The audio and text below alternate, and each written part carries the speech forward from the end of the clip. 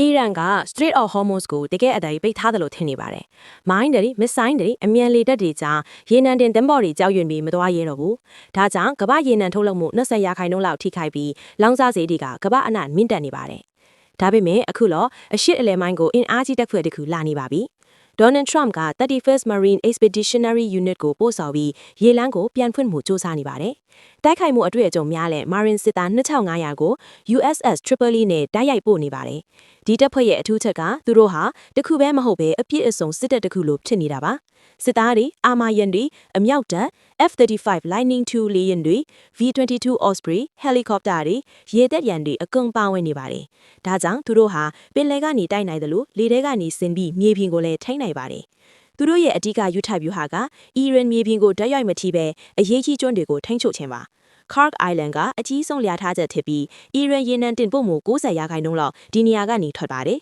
။ဒီကျွန်းကိုထိန်းချုပ်နိုင်ရင်အီရန်စီးပွားရေးကိုတိုက်ရိုက်ဖိအားပေးနိုင်ပါတယ်။တစ်ချိန်တည်းမှာပဲ Qashem Island ကိုလည်းတိုက်ခိုက်နိုင်ပါတယ်။ဒီနေရာမှာမစ်ဆိုင်တွေမြေအောက်လမ်းတွေအမြန်လေတပ်တွေကိုဖုံးကွယ်ထားပါတယ်။ဒီကိုထိန်းချုပ်ပြီးနောက်မှာတော့ရေနံတင်သင်္ဘောတွေကိုကာကွယ်ပေးနိုင်တဲ့အခြေစခန်းတစ်ခုအထိပြောင်းလဲနိုင်ပါတယ်။အီရန်နဲ့မိတ်ဖက်နိုင်ငံတွေကကမ္ဘာစီးပွားရေးကိုဖိအားပေးနေချိန်မှာ American Marine တပ်တွေကတော့ကမ္ဘာရေနံစီးဆင်းမှုကိုပြန်လဲပတ်အောင်လုပ်ဖို့အသင့်ရှိနေပါပြီ။